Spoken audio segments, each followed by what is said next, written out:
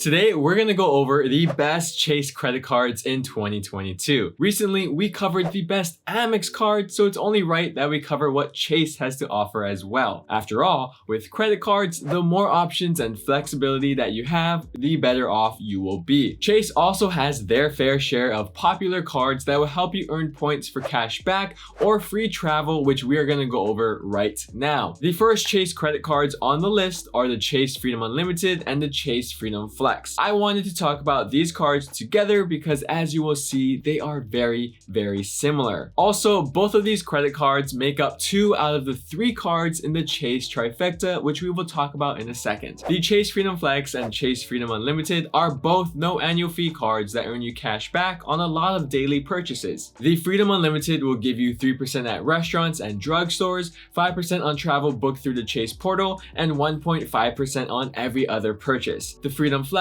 will give you the exact same 3% at restaurants and drugstores and 5% on travel through the Chase portal, but only 1% on everything else. To differentiate the 2 cards even more, Chase gave the Freedom Flex a 5% cashback multiplier on rotating quarterly categories. The categories vary throughout the year, from things like Walmart purchases, gas stations, purchases made through PayPal, and so on. But this right here is what I mentioned earlier about the 2 cards being very similar to each other.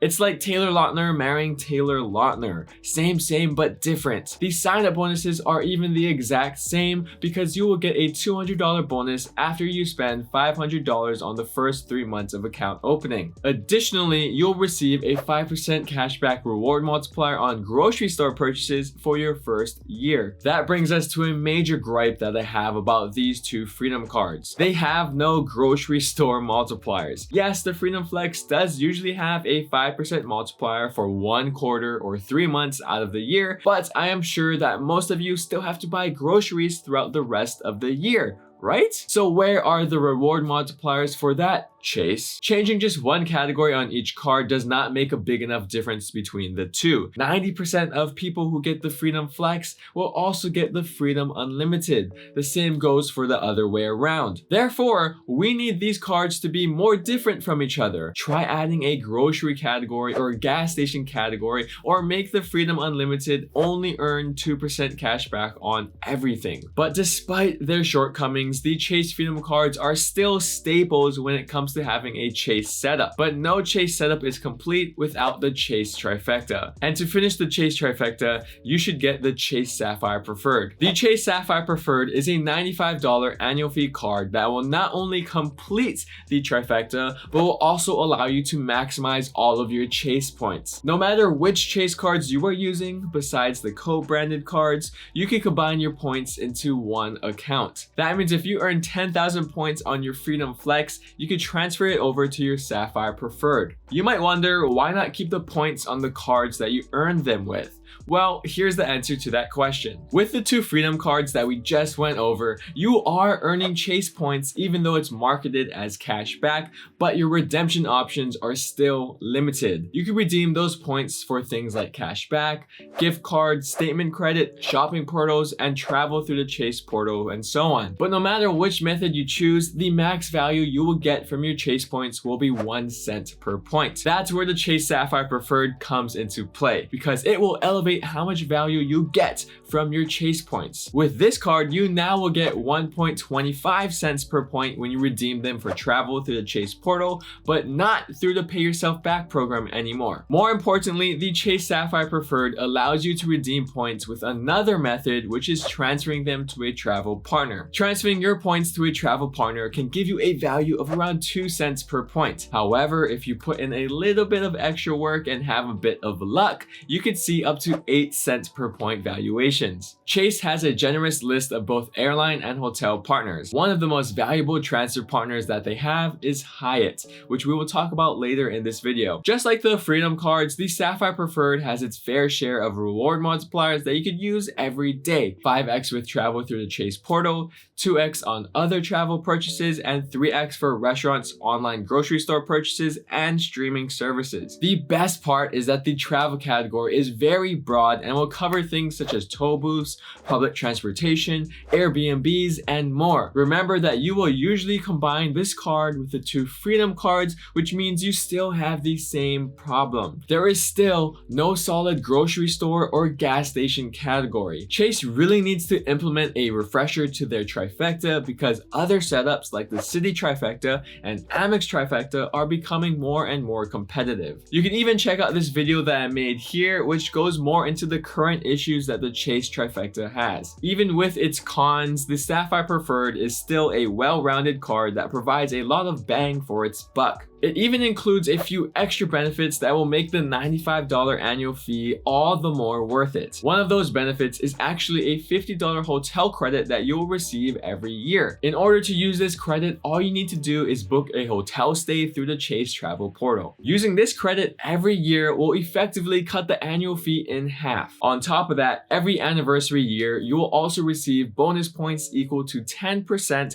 of your total purchases made the previous year. That means if you spend $25,000 on purchases, you'll get 2,500 bonus points. It doesn't even stop there because Chase has limited time benefits that also come with the Sapphire Preferred. Those things are bonus points on Lyft rides, an Instacart Plus subscription, a Dash Pass subscription, and a $10 monthly statement for GoPuff purchases. To top things off, the Chase Sapphire Preferred also comes with amazing coverages and protections such as primary car rental insurance, purchase protection, and a bunch of travel-related insurances. Although it did not make it onto this list, I feel like I have to give an honorable mention to the Chase Sapphire Reserve. The Sapphire Reserve is the Sapphire Preferred's $450 bigger brother. The notable benefits of this card are the $300 travel credit, priority pass membership for lounge access, and receiving 1.5 cents per point on travel booked through the Chase portal with your Chase points. Yes, there are people who can and will make the annual fee worth it on this card. However, I think other premium travel credit cards like the Amex Platinum and Capital One Venture X still come out on top of the Sapphire Reserve. I will also note that the Reserve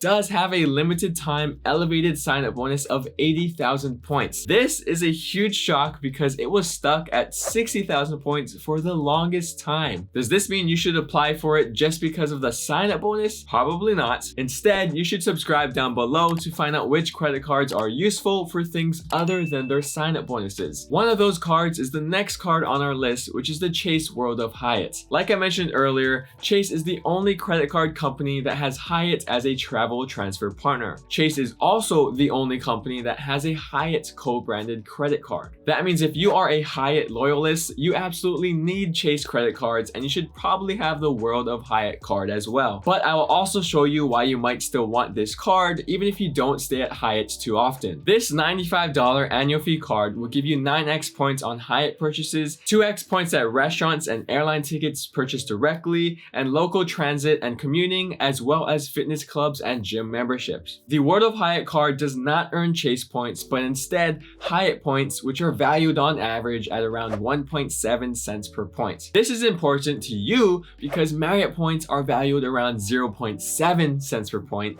and Hilton points are valued at a shocking 0.5 cents per point. You will also receive a free night at any category 1 through 4 Hyatt hotel or resort every year starting after your first card member anniversary. That award can get you a free night at properties like the Hyatt in Waikiki, the MGM Grand, and the Hyatt Regency in Tokyo. You can expect to get at least $200 worth of value from that award depending on where you choose to use it every year. If you spend $15,000 in a calendar year on this credit card, you will earn another free night award. The World of Hyatt will also help you unlock Hyatt Elite status more quickly by giving you automatic Discoverer status and 5 qualifying night credits towards your next tier status every year. Additionally, every $5,000 that you spend on this card, you will earn 2 more qualifying night credits. Although Hyatt has a small footprint compared to Hilton and Marriott, you should not overlook it because it is widely agreed upon that Hyatt points have the best value for your spend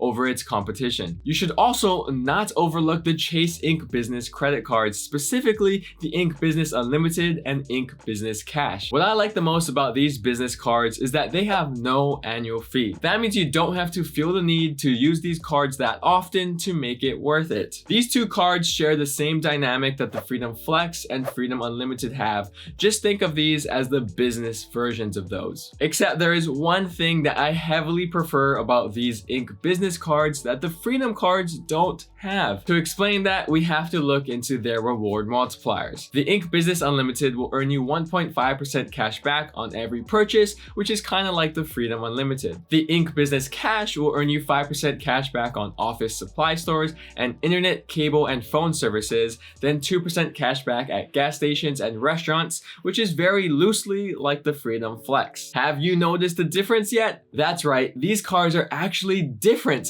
They do not have overlapping categories like how the Freedom Unlimited and Freedom Flex have. So Chase, why can't you do that with your flagship Freedom cards as well? Granted, the Ink Business Unlimited is pretty much a slightly worse version than the Freedom Unlimited. And you may only use the Ink Business Cash for gas station purchases, but at the end of the day, you aren't paying anything for these credit cards. The good thing also is that even though they have no annual fees, these cards have massive sign-up bonuses. On both the Ink Business Cash and Ink Business Unlimited, you will receive a $750 bonus after spending $7,500 in your first 3 months. Yes, that is quite a high minimum spend requirement, so please prepare for that beforehand. Just like the Chase Freedom cards, you could send these points to your Sapphire Preferred account to use them for those elevated redemption methods. If any of these cards interest you, please be sure to check out my credit card links in the description down below if you want to help support this channel. Or you could watch this video here to find out what the problems are with the Chase Trifecta, or you could even watch what's the best American Express credit cards for 2022.